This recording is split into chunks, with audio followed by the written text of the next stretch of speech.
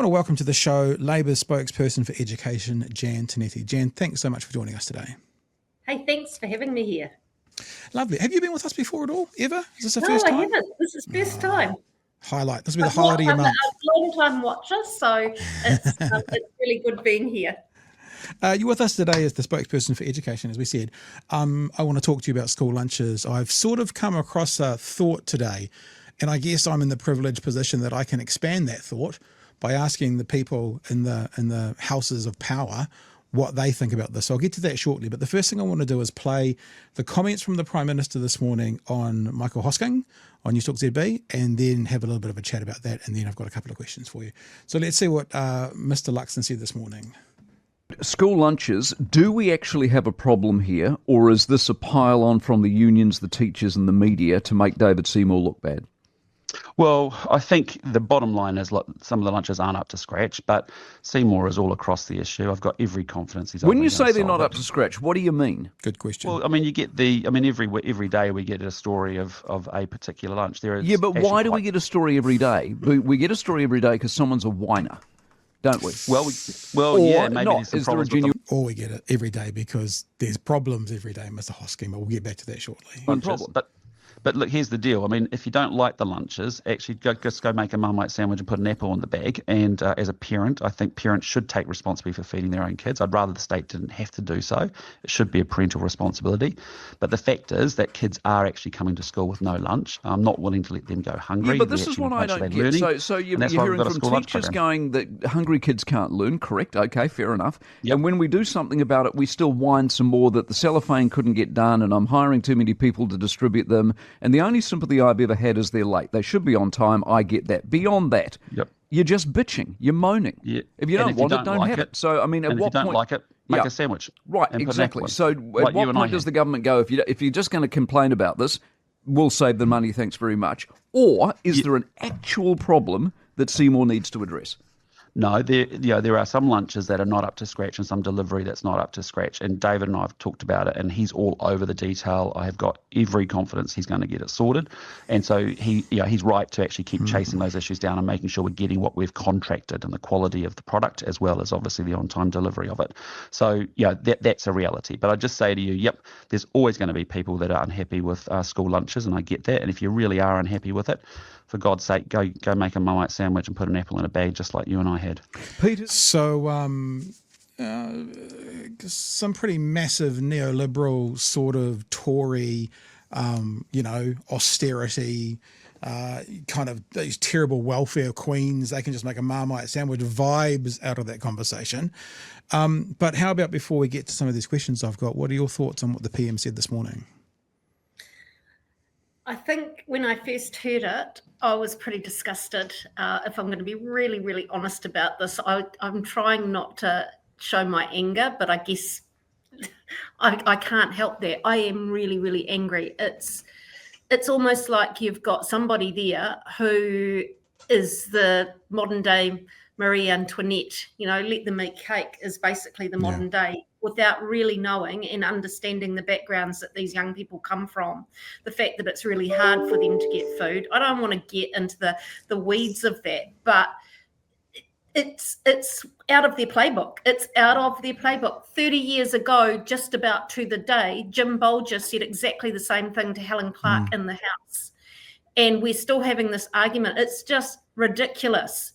We know that kids learn best when they're fed well. We know that when their nutrition is great, they're in their optimum space for learning. So why aren't we doing something about it? Well, we did. Our government put in the lunch program. I'm really proud of the work that happened there. But I'm absolutely devastated to see the heart and soul being ripped out of it and just being discarded and then being said, oh, it's up to parents anyway. It's just frustrating. Yeah, I feel your frustration. What we often do here, Jan, is we say for the government, we will hold them to the standard they held you guys to, which I think is fair, or we will hold them to the standards they set for themselves. And when it comes to school lunches, this was the day it was released. These are the standards they set for. No, we had nothing to do with this. Like, we didn't force these pictures on you guys. This is the standard they had for themselves. There's some butter chicken and some rice, and it looks, looks fine. And there's more of them there. And then there's going to be a lovely picture there of some kind of muesli slice, yum. And of course, we've got fruit and we've got yogurt. And of course, all I need to do is Google school lunches NZ. So that's their standard for themselves. Their standard for themselves. Nothing more, nothing less. And this is what they're delivering. Yeah. And this is what they're delivering. And this is what they're delivering.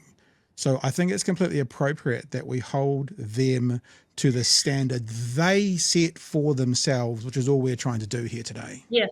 And I'm going to say this. I want this to be successful. I don't want to see it falling over. I know the difference it makes for young people. Look, if he could do it and do it well, I'd be the first one to say, good on you. Let's do bipartisan agreement around this, but it's not.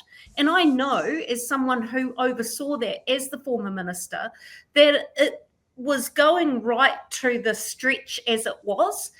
To cut that heart and soul out of it, I knew it was going to be really, really difficult, and it's just proving that way. But what frustrates me is he will not take responsibility for it. He will not say, yeah, we're getting it wrong, we need to go back and rethink. It's always, the previous government didn't fund it. The previous government, a whole lot of rubbish around it because he doesn't want it to work. He wants it to fail. I also think, a little piece of advice for you guys, as arrogant as that sounds coming from a bullfed podcaster, these are not $3 meals, because remember, this is now a private company. So how much profit of that $3 goes into their pocket? So these are $1.50 meals, dollar meals. Yeah. These are $2 meals.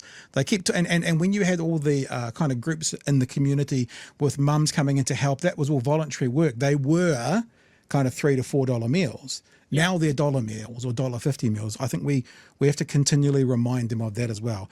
And it's interesting when you say he won't take responsibility. In that conversation with Mike Hosking, he said they're not up to scratch. Well, fix them. He said we're getting complaints every day. Well, because we've just shown you the kind of food. I still challenge any reporter that's got access to the Prime Minister to hold some of those pictures in front of him and say, could you please identify this meal? Like, could you just tell us what it is? That's all. Because if the Prime Minister can't tell us what it is, that's probably a sign that it is not, quote, up to scratch. And then I said, as that kind of austere Tory, if they don't like it, they can just make it themselves. It's disgusting. Hey, I want to move very quickly, though, into a part of the conversation that I've heard no one talk about yet.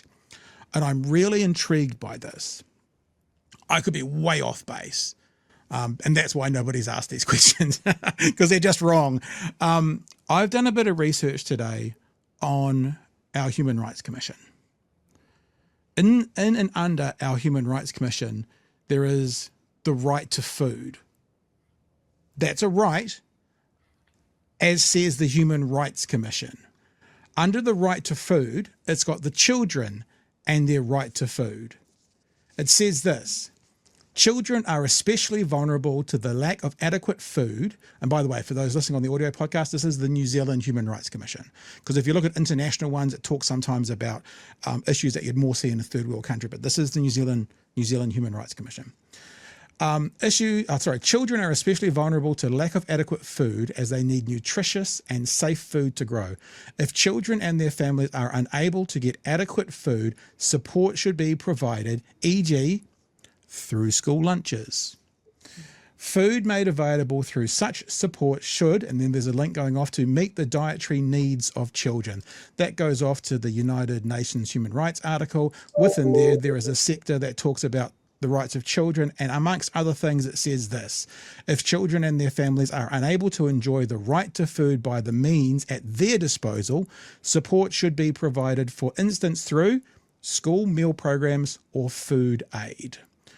We go back to the New Zealand Human Rights Commission, and this write-up on children and the right for food says, the Convention on the Rights of the Child protects the children's right to food in the context of the right to life, survival and development, to health, to nutrition, and to an adequate standard of living.